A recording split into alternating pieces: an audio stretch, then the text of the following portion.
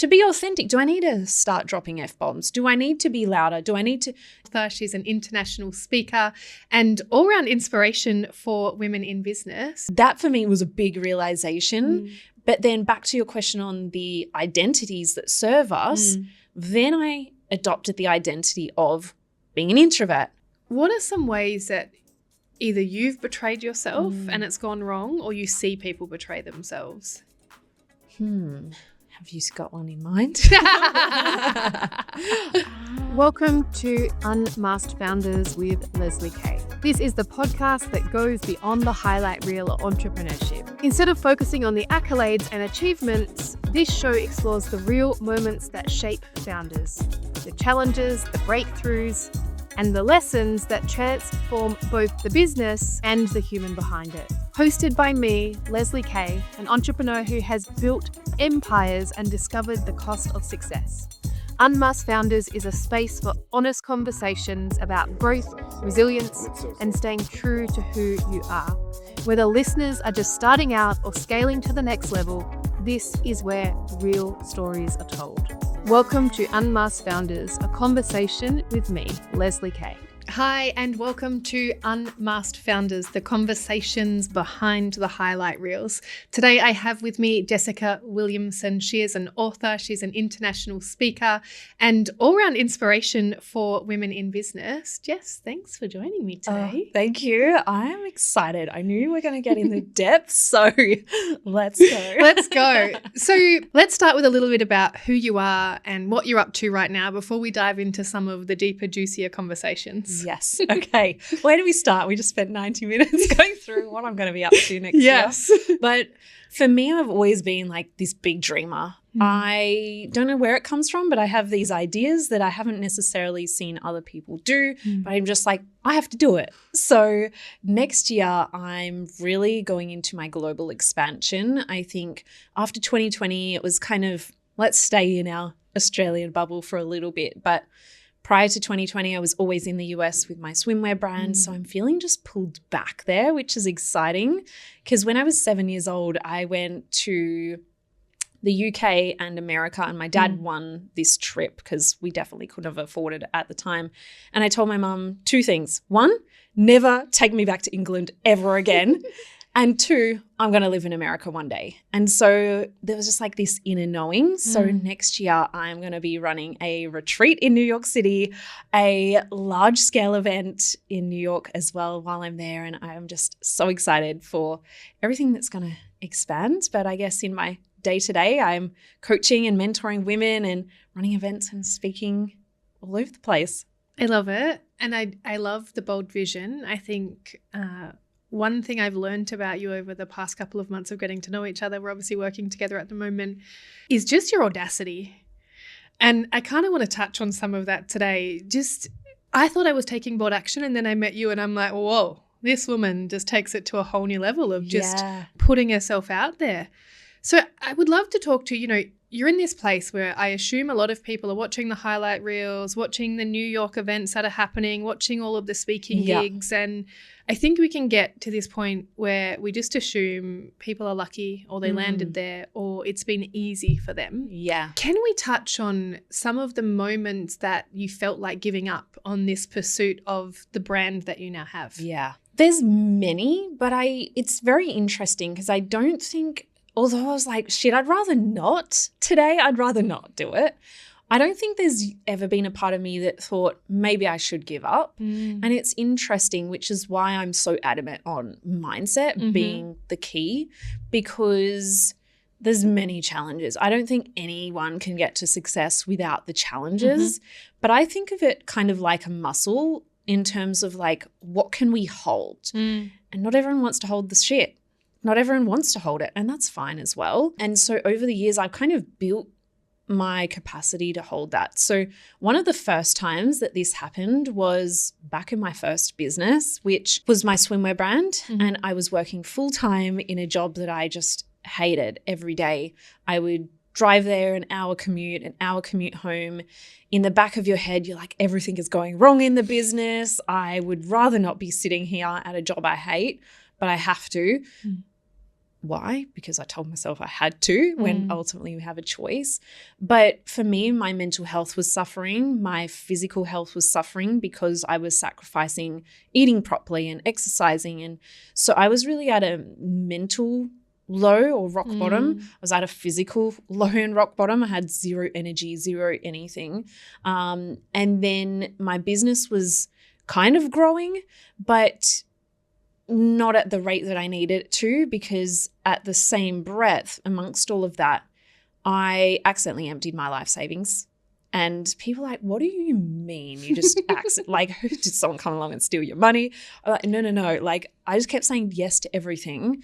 And I was in my job, I was earning $40K a year, like nothing. And so I just accidentally emptied it because I was saying yes to the opportunities in my business. I was funding my business. I had always been a big saver, and I couldn't even pay for parking that day. And I blindsided myself. I was like, oh shit, I was going to buy lunch today. I was going to pay for my parking. I have no lunch now. I'm sitting here at a job I hate. And that was probably one of the first rock bottom moments because I was 6 months into my business. And I remember that moment being like, I didn't know what to do. I didn't know, do I drive home because I can't pay for parking? Do I go into the office but then I'm going to get a fine and then I'm more negative? Do I cancel my business? Do I quit my job? I was stuck in that moment. And because it came as such a shock, I was like, I don't know where to go from here. And so I cried. I was outside the office. People like, what is going on with this crazy chick? She's outside just crying. Are you going to go into work or what? But it's interesting because I cried for a while. I felt sorry for myself. I felt stuck. But then my brain instantly went into, how do I solve it?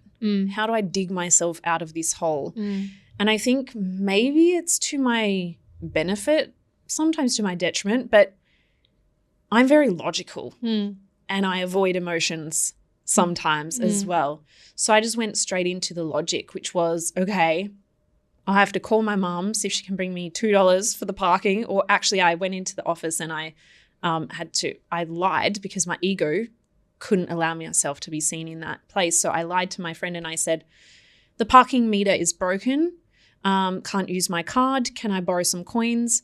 And she said, why don't you use the app? And I was like, oh, the app is broken too. And like, obviously I'm lying, I'm making it up. But she gave me the coins and I could pay for that parking. And so for me, it was, I guess, asking for the help. My ego was still very hiding the reality of it, but that's okay. Now I can tell it on podcasts like this. All for the plot twist. Yes. But yeah, then my brain just went into, okay, I know I'm getting my paycheck like next week. I'll figure it out in the meantime and I'll just sell more bikinis.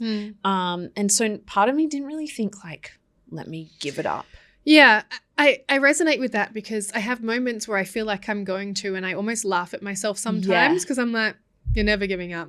Like, why are you even pretending like that's an option for you? Yeah. And one thing I do now is give myself 24 hours. I literally set a timer.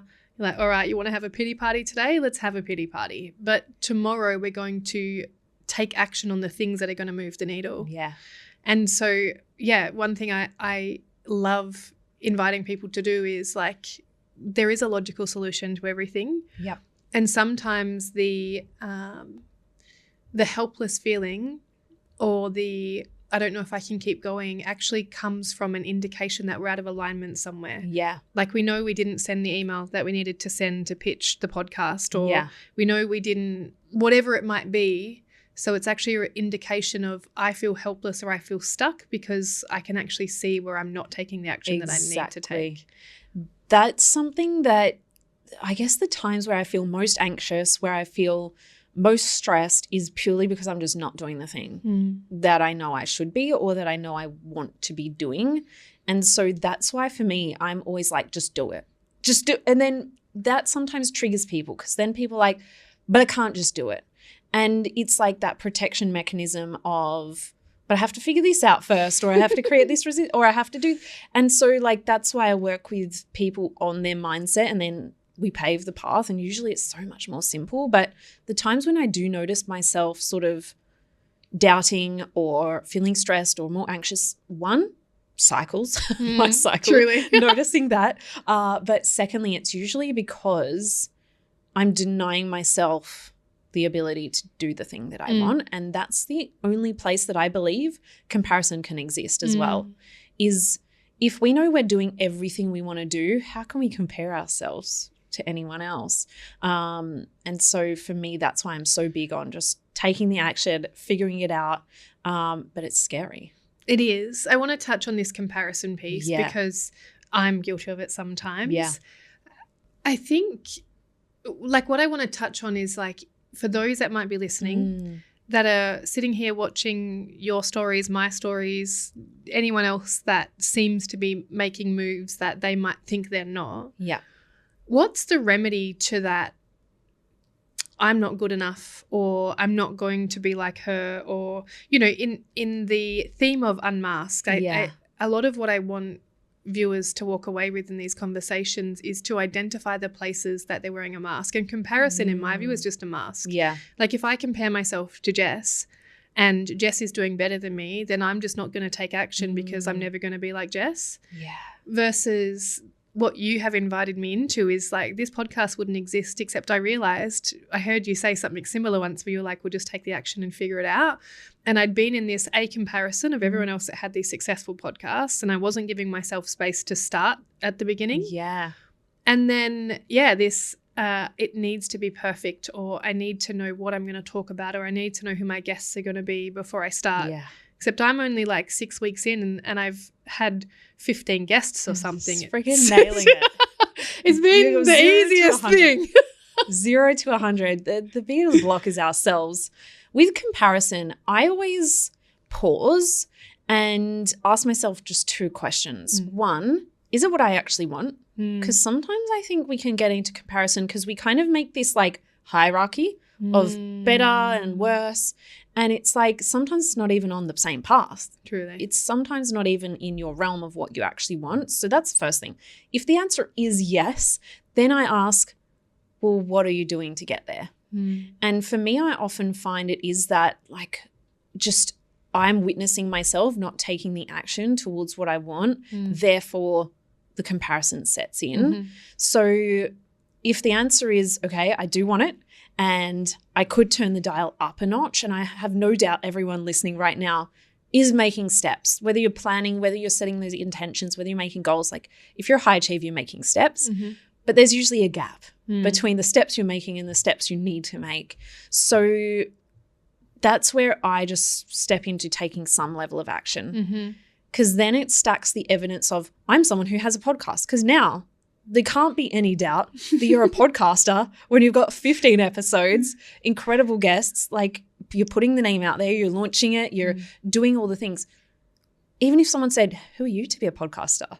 You've got so much evidence internally that it wouldn't even rattle you. So I really do believe action supersedes everything. But I love what you said about the masks, because a lot of the time then why we don't take action is because we're not willing to be seen as the beginner. We're not willing to let our ego down and just be seen as who we are. Truly. And I always think if someone's going to say, oh, how dare you go out there and start a podcast, or how dare you do something outside your comfort zone, or we always know that they're never doing better than you because they'll never pull you down.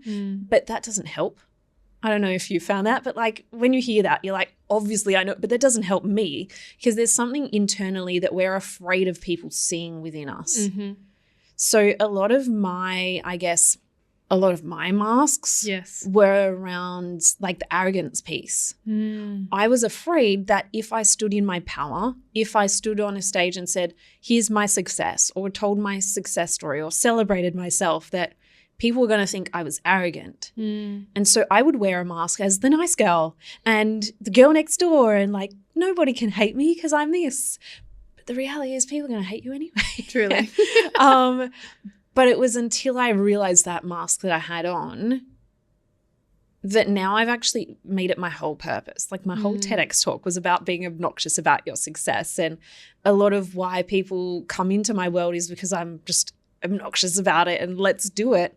But there's no way I could have done that if I didn't, 1, find the mask, but then 2, just be like, how can I feel safe and love the part of me that could be seen as arrogant or the beginner or a failure or whatever it is? Because when we own our story, no one else can have power. Truly, I love all of that. And so much resonance in what you're saying. I think the being seen in whatever your mask is huge. Yeah. And like for me, it was, I've had so much success. How am I going to be a beginner? Or how am I not being recognized already because don't they know I've done X, Y, and Z? Yeah. So my mask was actually arrogance, it was the opposite. Yeah. They were like, I'd killed the good girl ages ago, but I was in my protection came in, well, look at everything I've done. Yeah. I should have a head start, basically. Yeah.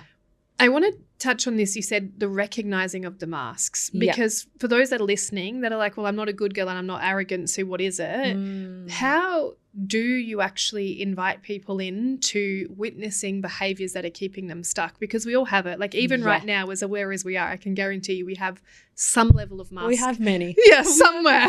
They're all in the pockets. Yeah. We've got one in the bra. Literally. And then something will happen and we'll see it, and then generally the evolution is, okay, I see it now, I'll do something about it. So I kind of want to bring to everyone's awareness, everyone is wearing some form of mask, whether they're consciously aware of it or not. Sometimes it's actually healthy. Yep. And I've heard your description of sometimes it's not a mask, it's an identity. And this was also a game changer for me because I've done a lot of work on being authentic and I've done a lot of work on speaking my truth and figuring out who I am and not being arrogant when I witnessed that. So when you spoke into identity the other day, which is actually a lot of the work that I do, it just gave me clarity on I'm allowed to show up as my future self and that doesn't make me arrogant.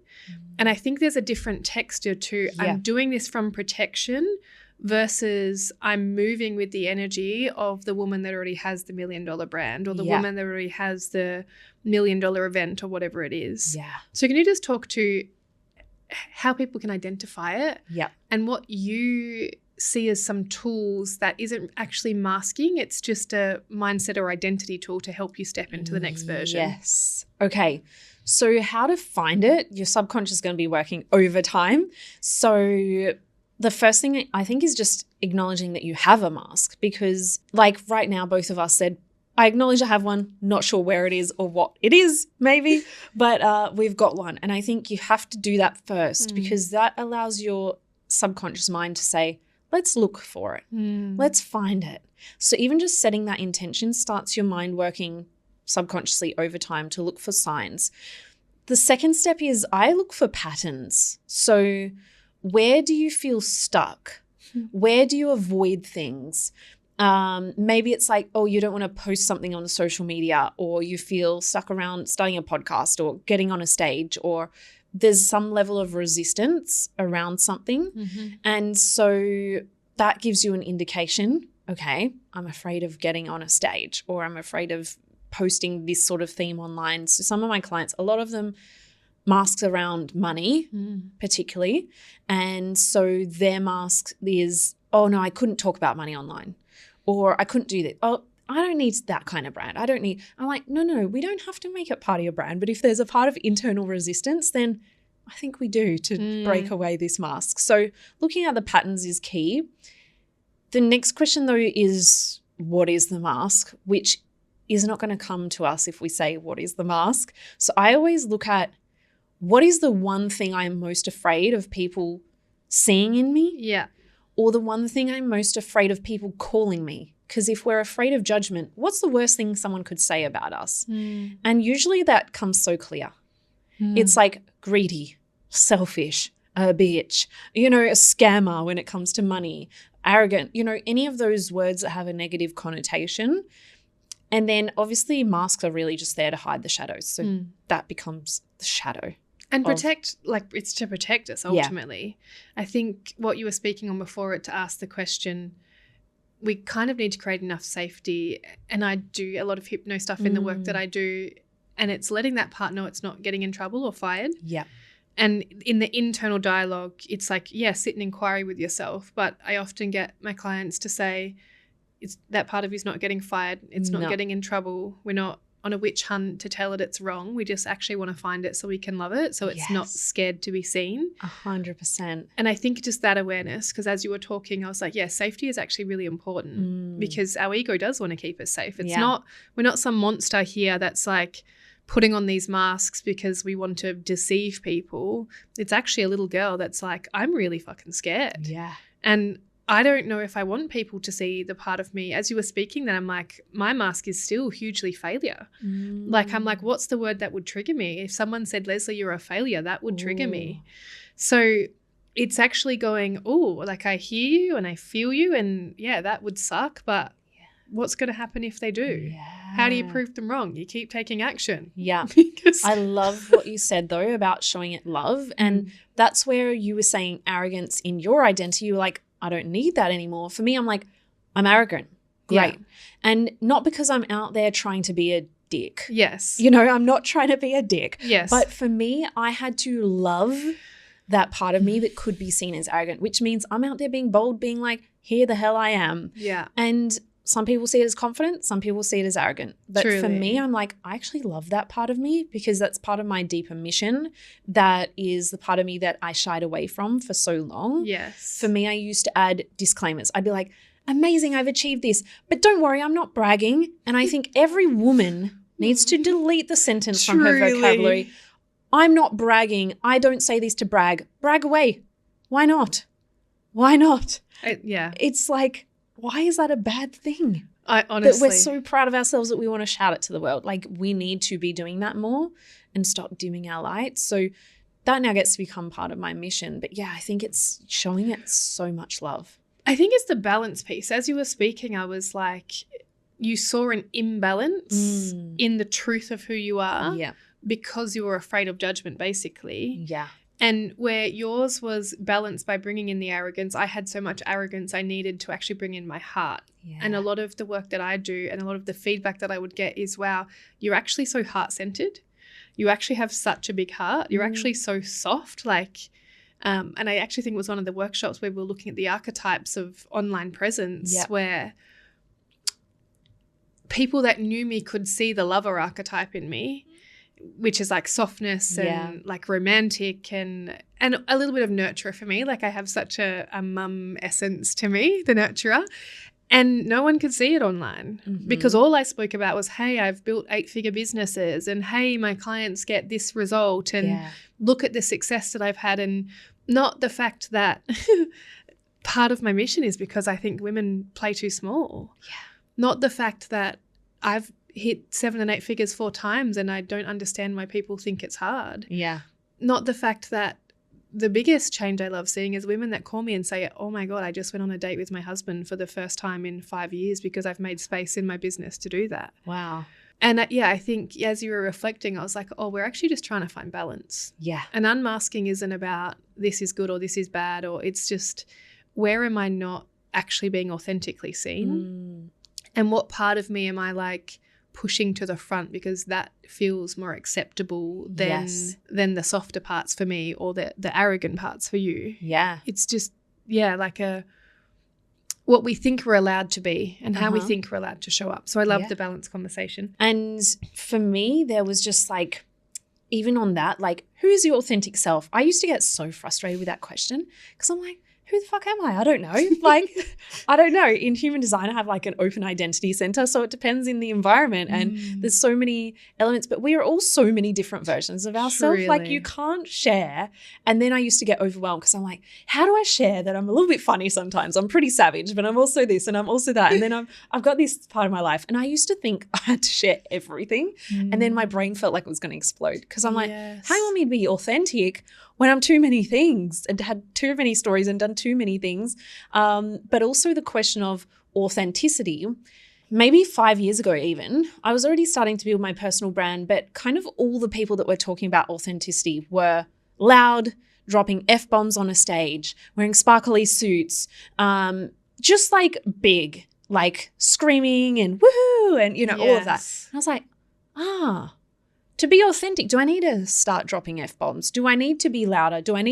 Is that authentic? And it sounds illogical. Like, these are not logical thoughts, but they were genuine thoughts that I was having. And then it was so incredible because I found a book called Quiet by Susan Cain. Mm-hmm. And it was literally how being an introvert or being quieter can be a superpower. And I was like, oh my gosh. Oh my gosh. I was out there trying to be more big. Yes.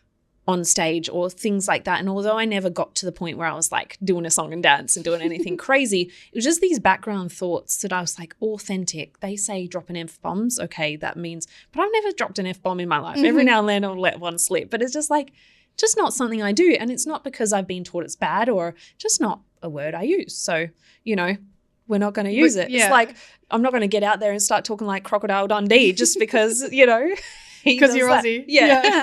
So that for me was a big realization. But then back to your question on the identities that serve us, then I adopted the identity of being an introvert. And that then became part of my brand. That became part of what I spoke about. I did podcasts about it. Because for that moment, it served me to give me the permission that it's okay not to be super loud and sparkly, and, you know, and there's still so much power in that. Yes. But then a couple of years went by and I was like, that is capping me now. That identity of being an introvert is capping me because although at my core I'm still an introvert, that's still a part of who I am, it doesn't need to be a whole identity. Truly. Because then it means I'm not stepping out bigger than I could be because I'm the introvert. You know, if I step onto the stage and I say, hello, everybody, I'm an introvert, I'm shy and quiet, why would I show up any differently on a stage? So for me, I was like, that identity is still part of me, but it doesn't need to be the piece like that serves me. Yeah. So thinking about the future identity or the future masks that we want is it serving you at that level? When you're doing the things that are on your goals list, when you're showing up in that way, is it serving you or is it serving you just for right now? Because if it's serving us for right now, we have to let it go to be able to step into the next level. Quick pause. Are these conversations resonating with you? Do you finally feel seen in your business journey? This is the entire mission of Unmasked Founders. To strip back the highlight reel and tell the raw truth about multi, 6 and 7-figure success. We're here for the emotional costs, the days you want to quit, and the breakthroughs that follow. And we can bring you these essential conversations thanks to the support of our incredible partners, Cacao Collective and the OE Agency. These are the businesses who empower founders to keep going, providing the systems and the professional polish you need when you're busy navigating the emotional storm. If you love what you're hearing, don't miss an episode. Hit that subscribe button right now and check out Cacao Collective and the OE Agency in the show notes. Now, let's get back to it. I love this. What would you say, like, if someone's being in inquiry with what's an authentic identity versus an excuse to have a mask? Yeah. Because I think it's such a fine line between, like, I imagine some people like, well, I'm allowed to be arrogant because this is an identity I need, but no, actually, you're actually just a bitch and you're not willing to do the work to be introspective, to identify that part of you. And how do you then build almost like a healthy identity versus an egoic identity? Oh gosh, such a fine line. Such a fine line. And I guess it's up to the individual. So an example like Alex Hormozi, right? There's a level of ignorance and ego. He does it on purpose. He does. He knows exactly why he's doing that because it repels the people he doesn't want and it brings in the people he does want. Is that going to bring me in? Probably not. Like, does that resonate with me? Probably not. So, but is it right or wrong? You know, we all have layers and egos to shed. But I guess it comes back to also values and what you're willing to do. Like for me, I will never embellish, lie, or make up extra things just for the sake of getting clients, getting on stages, getting anything. 2 reasons. Your audience can feel it. But number 1 is because I would know. And for me then it becomes a mask of that's not who I am. That person who's successful is now separate to who I am. And for me that creates a lack of self-trust within me more than the audience. Yes. So I think it's more so just are your values. And how do you bring that into the identity? Yeah. I want to speak to this self-trust piece because I think this is so overlooked. And when it is looked at, I think people look at it in the macro level. So the big things they're doing. Yep.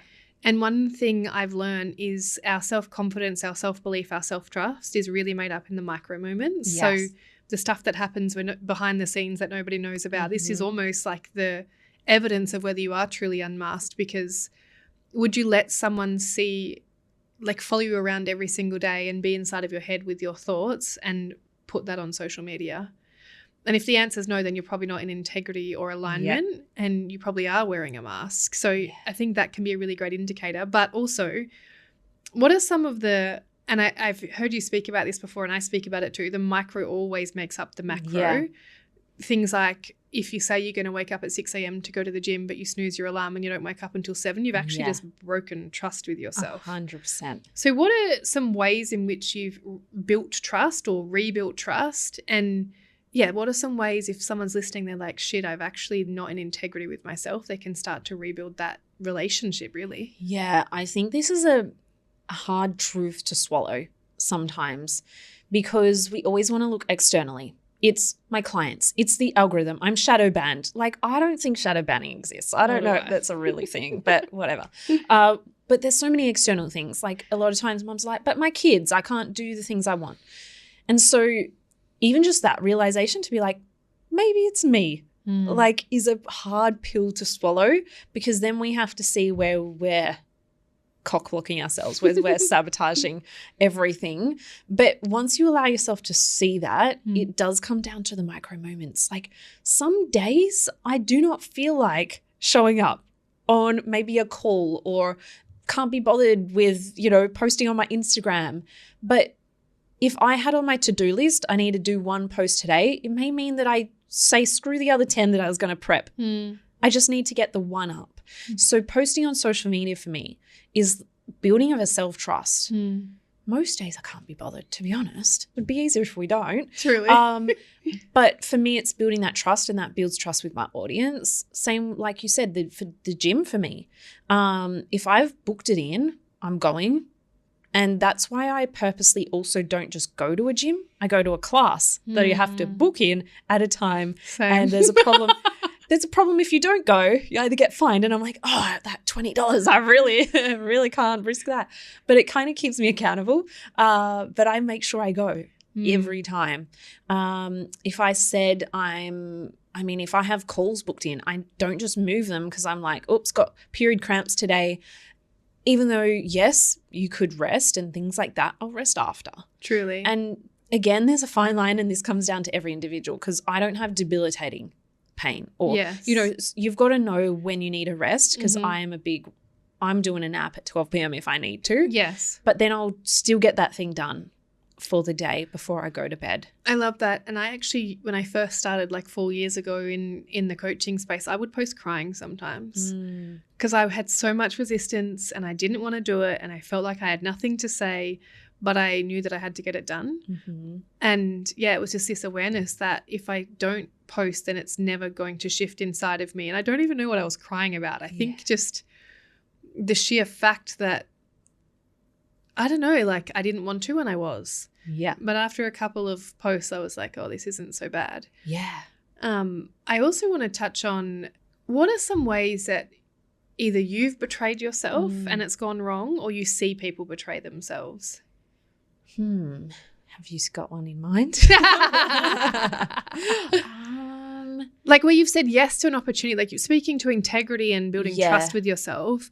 Has there been a moment where I really wanted the client, so I said yes and they were a nightmare? Or I really wanted this fashion deal or this collaboration, but it turned out to be a nightmare, and there was a level of self-betrayal that you kind of knew that you shouldn't, but you did anyway? Yeah. I mean, sometimes, and thankfully it doesn't happen too often, but I think we all can't avoid it. Sometimes you do get some clients and you're like, oh, hell no, this is not going to work but what I tend to do is in the sales process, I will push it back. If I notice some red flags, I will push it back. But some people are too quick to say, nope, one slight red flag, Absolutely not. And that avoids the opportunity for the client to grow, particularly in the work that we do. Yes. But also, like, if I'm the leader, I'm willing to hold that for them to step up as well. So I always push back, and sometimes I'll say, look, it's not the right fit. But sometimes I have let some clients in knowing that we're going to manage this a little bit, because I've done work on the masks, on owning some people are going to see me as the bitch, and that's okay, because I used to have to always be the nice girl. Oh, you don't want that? Oh, no worries. I'll do everything you want and no problem. Now I'm like, hey, here's my boundaries. You're harassing me on a Saturday on every platform.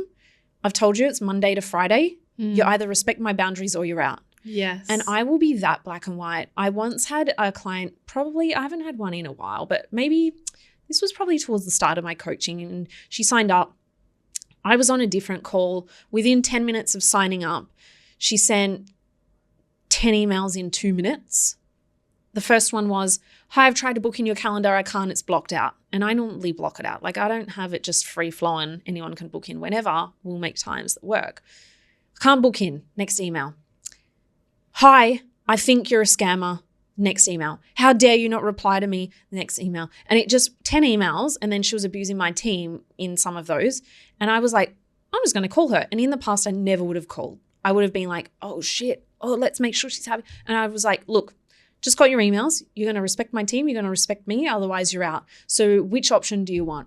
Oh, that's okay. I'm so sorry. So sorry. Then she was a dream for 6 months. But no, most people are not willing to have those conversations or set the boundaries and just say, this is where I'm at. I'm going to give you the benefit of the doubt. Everyone has a bad day sometimes. But like, this behavior is not on. And she was great the rest of the time. So I think sometimes it's just us standing in our own power. She might have been like, what an effing bitch, I'm out. And I'm okay to hold that again. Because again, I'm going to protect my team. I'm going to protect myself, my own energy. And also that's her journey to be had elsewhere if she's not going to step up or truly be respectful to my team. So I'm like, if you're going to see me as a scammer, how am I going to coach you for 6 months? So we're not doing this unless you're going to own that. Yeah, and actually take accountability for her behavior too. Yeah. I love that. Yeah. What has been the toughest moment so far in your career? This is an interesting one. This is one I've had to really try and wrap my head around, because early on in my career journey, a lot of podcasters used to ask me the same 3 questions. They would ask me, what are your successes? And what are your challenges and failures? And I'd be like, what do you mean fail? I don't have failures. What do you mean there is no failure, only success? And that was a genuine belief. Like, that wasn't even a mask. And now that I've reflected back, because there was challenging times. Yes. But our memories are stored based on the meaning we attach in the moment. And so I attach the meaning of, this is a bit of a shit time, isn't it? Not, this is a failure, or I'm not capable of this, or, you know, the narratives. And that's why it's so important to be aware of the thoughts in the moment, not later, because then you don't have to unpack them. So I used to be like, sorry, I can't give you any. I don't have any challenges. I don't have any failures. But now I've become more aware of it, because it is powerful in reflecting on my own. Like, this is what I'm capable of. It hasn't just been handed. It hasn't just been easy. I've actually been resilient and not attaching a meaning to it in the moments. And that's what's got me through. So there's been many challenging times. I would say one recently even, maybe it was about 3 months ago. I was gearing up for my next tour. And the last 2 tours, we kind of had 100 people at every event all across the country. The first tour, the next tour was like 200 people, 300 people registered in Melbourne and a couple of the cities. And then this tour, we were about 6 weeks out and had 30 people in each location. And I was like, shit. And that's when my ego was like, oh, but I had 300 people last time. How dare I have 30 this time? And also, I'd just been on a damn world tour, and I was like, I'm just had enough. You know, I just had enough for the year. I've been on a world tour. My dopamine had been spiked. It had been a big year. And although I wasn't burnt out, I was just like, I could just easily not do this tour right now. And I was talking to my friends, and then there were challenges in just some conflicts happening, and people projecting onto me that then I had to hold that. And then there was just a whole bunch of things that I was like, I just don't. And I've never in my life even thought the thought of maybe I just don't want to be a visible public figure. But I did have those thoughts in those moments because it was kind of everything just stacking up and then the people projecting onto me and then I'm having to hold that.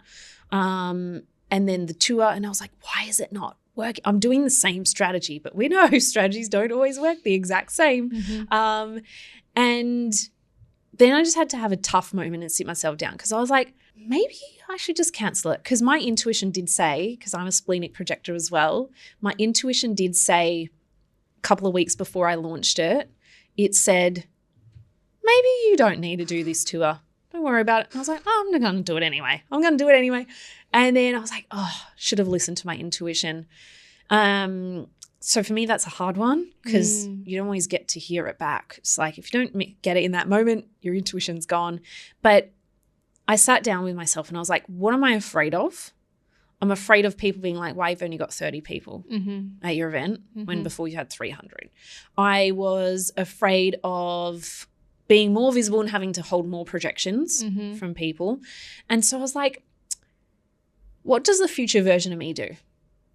The future version of me bucks the shit up and gets on with it, gets on that plane and shifts my energy into I'm going to give these people the best damn event they've ever experienced. And so what I actually did was we hired in desks at some events. So I was like, let's make it even more comfy. We've got a big ass room because I went even bigger with the room because I was like, obviously last time was bigger. This time will be bigger. So we got a big ass room. And I was like, let's get some desks in. Let's make it more comfy. I literally personally DM'd, not my assistant or I personally DM'd every single attendee in every city, just asking, what are your goals? What do you want to get out of it so I can cater the event? I knew going into it who everyone was. Everyone connected more. I felt more fulfilled. I enjoyed it. My nervous system wasn't in so much of an overdrive on holding thousands of people in that. And I felt great. And I was so happy that I did it because if I didn't do it, I then would have evidence that I'm not capable of holding that. But I chose to do it anyway and now I have evidence that I can hold it. And that I don't care if there's 10 people in the room because it's not about me and my ego. It's about what I can give to others. And that's what I tell my clients all the time. But we're not immune to it. But for me, I didn't sit in it for 3 months. I sat in it for maybe a day, maybe a couple of days. And then I was like, let's go. I didn't even inquire, can I cancel the venues or anything? And that ended up being our biggest, most profitable tour ever. We did almost $170,000 in that with less people. And so for me, that just is a pure place of service. Even if I didn't make the money, even if I made $0, I still would have had the best time. So I think too many people think, oh, it's hard. I'm not getting the sales. And I was like, I'm still going to give it my all, get as many. I think we had like 40 to 50 in some cities. And I didn't care. And it was more intimate. I think it almost makes it, for those that attend, then makes it like more value for them. Because they're not sharing you with 200 other people. I pretty much talked to every single person from the stage, which was cool. And like the lesson really is just showing up and being in service and not about the numbers or the ego or the what can I get from this? What am I giving? I love the way you position feedback and awareness around why it can be more challenging to highlight. I actually don't call them failures. That's why I said, like, I can't remember, like harder times basically, because nothing's a failure. Nothing, like it's a lesson. And we need them actually sometimes. For those that are listening and they're in a season of just feel like nothing's working, maybe it's not I want to give up, but it's like I need something to change because I have responsibility. Just for those that might be sitting listening to this, like, I know I can do this, but fuck, it's been really hard. What message do you have for that woman? Where are you making it harder than it needs to be? Firstly, because oftentimes things feel hard because we put so much pressure on ourselves for it to be a certain way. And, you know, let's say, for example, I want to give a tangible example, but let's say, and if you said money, let's say, okay, but I'm actually going to be homeless if I don't make some money. That's kind of a hard deadline. It's remembering we always have choice. Things often feel hard because it feels like we've strapped into a ride we're not in control of, but we actually are in the driver's seat of everything. And if it is that you need money, your bigger goal is business, maybe to come back to that nervous system and physical safety, maybe it does look like getting a job or getting some income another way to then give you that grounded energy to do the business. So if you feel like you're in that state of, I absolutely can't, then what could you do in the meantime? It may not be the ideal option, but it's realizing you have the control of that. But then it is looking at, where are we making it harder than it needs to be? Where are we putting more pressure? Where are we feeling like it has to look a certain way, or we have to fill the room with 100 people, or it has to be this? And instead, what if we could have so much joy for what we have? One thing I teach in my sales programs and things is like, what if it was a damn fun party if one person showed up? And if you show up with that energy, one, it feels fun for you. Now you're like, we're having a party over here. It's going to be a bloody great time. But two, then it feels more magnetic. Other people want to be in on the party. Then things actually start to flow. So I would say, how can you make it feel more easeful? Maybe it is doing a bit less for a bit. Maybe putting less pressure on yourself. Having a damn party, even with that one person. But I would say the main thing is, because they're stacking all this evidence of why they're not capable of it. Why things have to be hard, why it's not working. Start looking for conscious evidence of why it gets to be easy, why things are flowing. If one person reached out today, they didn't buy yet, but what if instead you focused on the fact they reached out? Because you build a brand and you're visible, versus they didn't pay me money yet. If we can start stacking the small wins, I give my clients who are in that mode like a 7-day challenge. Every single day for 7 days, write it down. Even some of my clients who are wildly successful, I'm like, we got to whip out the 7 days challenge again, because it's uncomfortable. Our brains are wired to look at the challenges, the threats, the things that are going wrong, what we haven't yet achieved. And I get them to set a timer for 15 minutes, because 2 minutes is easy. I did this, done, wrap it up. But it's in the discomfort of can't think of anything else that our like brain starts firing off and actually creating neural pathways to find where it can be easy, where things are flowing, where you are successful, where you have created success in the past. And if we focus all on that, energetics-wise brings it in, psychology-wise, we've now rewired a belief that it gets to be easy, and then the external world matches. I love that. I think so often, and this almost links back to the micro moments, because we're looking for the big win. We're looking for the $45,000 client or the big stage deal that we've landed, versus, well, someone was in your inbox today inquiring and maybe you didn't close it, but that's an indication that you're moving in the right direction. And can you celebrate that rather than spiral into, well, it wasn't enough, which is really, I'm not good enough. Because even, and I'm sure you can attest to this, even once you get those big wins, it doesn't change who you are. It doesn't. Like sometimes I forget, because then I'll go out in public and people like, one time I went into an event recently and people were like, oh my God, it's the Jess Williamson. I'm like, who the fuck's the Jess Williamson? Who the hell? Like, what are you talking about? And I'm like, I'm just Jess sitting on the couch watching my Real Housewives. Like sometimes even when you have the big wins, like, you are the same. So it is in the micro moments, regardless of if you have lots of success, if you are just starting on your journey, it's actually in those micro moments that you believe you're worthy every day, not only when you get a big deal or a client. Because again, that's like saying they determine my worth.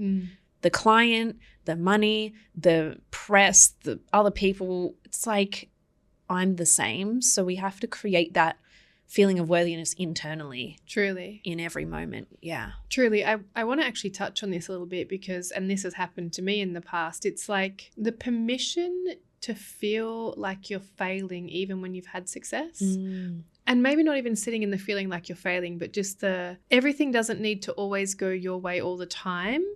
And it won't. And it won't. And ways in which you can show up for yourself in those moments. So rather than, someone that might be at the beginning of their business journey, I think, and I've been here myself, it can be more challenging if you've had so many runs on the board. Yeah. And then one day it's like you wake up and nothing's going to plan. And I've been here, so I'm speaking from experience. I think for me, it's being in masterminds. It's being around women that are making big moves. It's one thing that actually really inspired me to work with you was actually the girl next door. Yeah. And the way in which I was like, wow, you have such a big presence, but you aren't in the glittery pants and you aren't like swearing on stage, and you have such a big presence, but almost like a quiet personality. And that was really intriguing to me because I have a big personality, and I was like, if Jess is out here as showing up who she is and having this success, and I've told myself a story that I should have more success because of the personality that I have, then what am I not seeing inside of what she's actually doing to have that success? Yeah.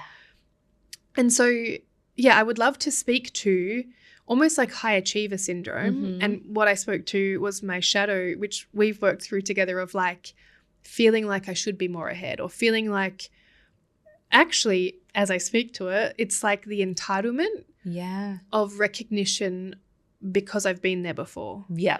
So if there's women that are listening, and probably still the remnants of me that need to hear it, what do you say to those that are like, it feels really hard right now, but on paper I look successful. My business is making money, but maybe my cash flow sucks.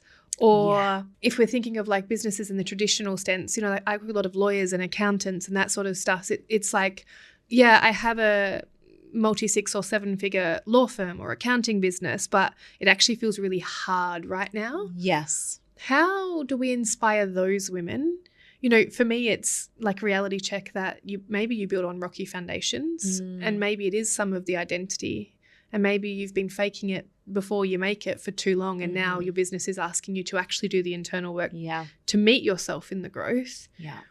But what's something you would share with those women that look successful on paper but feel unfulfilled or like a failure behind closed doors because maybe they're working 60 hours or their relationship sucks, or that level of dissatisfaction in where they are in life and business? Yeah. I would say this comes back to the mask as well, because it's like, what are you afraid of people seeing you as? So if you've been successful on paper before, but it's not going great now, well, maybe it's the failure. If you're very successful in business and your relationship's suffering, maybe your mask is an insensitive bitch who only works there's so many masks. And so again, I think it comes back to if we could own that mask. And that's why I shared literally the story that I shared about my events this recently on my Instagram, because I was like, there's part of me that feels uneasy that I should be having more success. But if I own the story, it now becomes a lesson for everyone else. And if I'm okay with, some people might still look at it and be like, oh, poor you. I don't mind, because I own the story and I know how powerful it is. So the part that, again, we're afraid of people seeing in us, I think we need to own it. And not everything has to be public on our Instagram, but I think that's one of the best ways to get comfortable with it. And I almost do it for myself more than, exposure therapy. Because like exposure therapy. And again, if you're owning it, you've now taken away the power from anyone else to potentially judge it, which then puts our body and our mind at ease. Maybe if you're an accountant and you only post accounting stuff, you're probably not going to post about your relationship on there. But maybe it's just acknowledging it with your partner or acknowledging it with some friends or talking about it and just acknowledging it. So I think there's a huge part in that. But I've been there as well, where I actually think, like you said, it's harder once you've got runs on the board and also when you're more visible. Because at the start, no one knows who you are. No one gives a shit. Cares. No one cares. And people think they care, but they really don't. So you can fall flat on your face a million times. But then when you've got the runs on the board, it's like who the hell are you? You know, if you're not achieving. And so I noticed myself as I started becoming more and more visible, because I went from fear of being seen, don't even put my name on their website, to, okay, let me post about myself a little bit. Then I started getting more and more visible. And then I started to realize I was showing less of who I was, because then I was like, oh, but I have to be this person. I have to show. And that was just so subconscious. It wasn't like I was trying to craft, here's who I have to be online. It was like, I just stopped sharing. I'm having my matcha for breakfast. Yes. And not that you have to share everything, but once I became aware of that, then I'm like, okay, let me just share more of that raw stuff. Yeah, I love that. For me, it's touching on, if you're afraid of a part of you to be seen, you just won't be seen. Yeah. And I think especially in more for me, what I've noticed is like more traditional lawyers, accountants, where they haven't led with a personal brand. Yeah. And you touched on it. It's like, well, if you're posting about accounting, why are you going to post about anything else?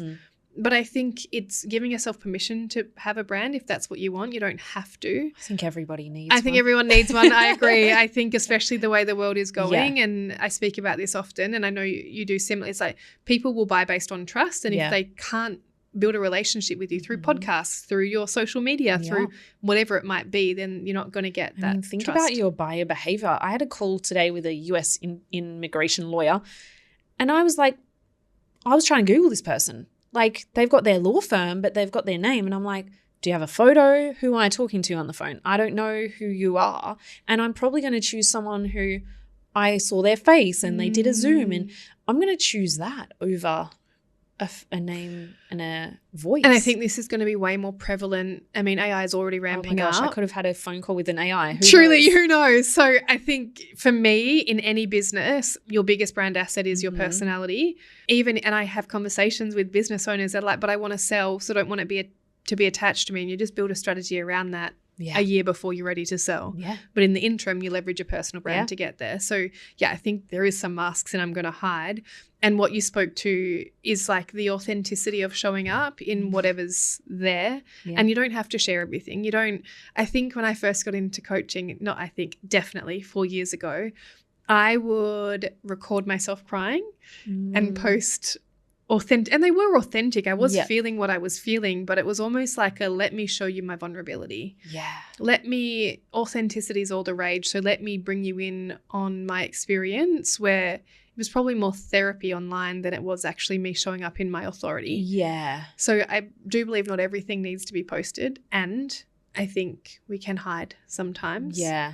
And for those that maybe have traditional businesses that are feeling overwhelmed, or feeling like, oh, I'm a failure even though I look successful, it's probably just finding spaces or mentors or peers where you actually allow yourself to be seen and witness, I think, the magnetism and the shift, because you're no longer hiding. It's like, well, at least Jess knows this about me, or at least Lezly knows this about me, or at least the women inside this mastermind know this about me. So I actually feel seen and valued for all of me, not just, well, I have $1 million business, so I should be loved for my success and not loved for the scared little girl that just wants to be seen and heard.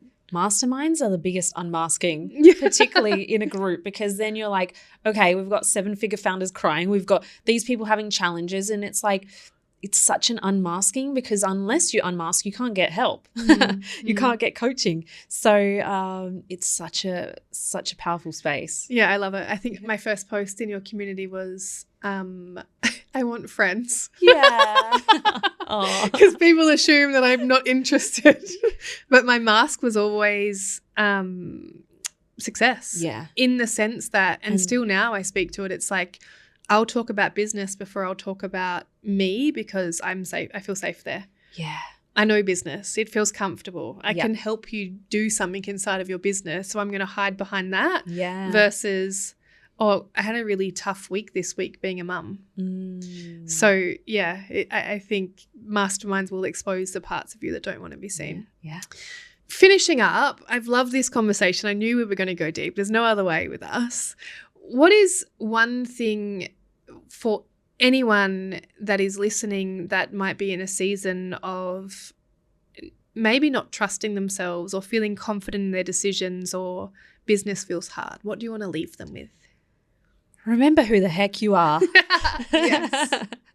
I think we forget. So remember who you are and what you're capable of, because every single person listening, I can guarantee, has done some pretty cool stuff in their life and impacted people without even knowing. And so if we can remember that. Thank you. Yes. I love that. Thank and you. Where can people find you? Find me on Instagram at jess.williamson8. I feel like I'm the only person with a number still. It's like back in the MSN days. But anyway, we got to roll with it now. Got to roll with it.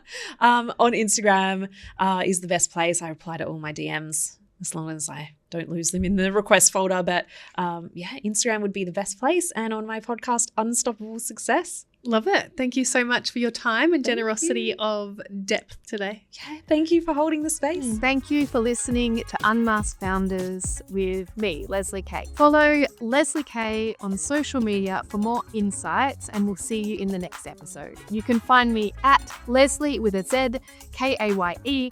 Check the show notes for how to spell my name. Remember, true success is built from the inside out.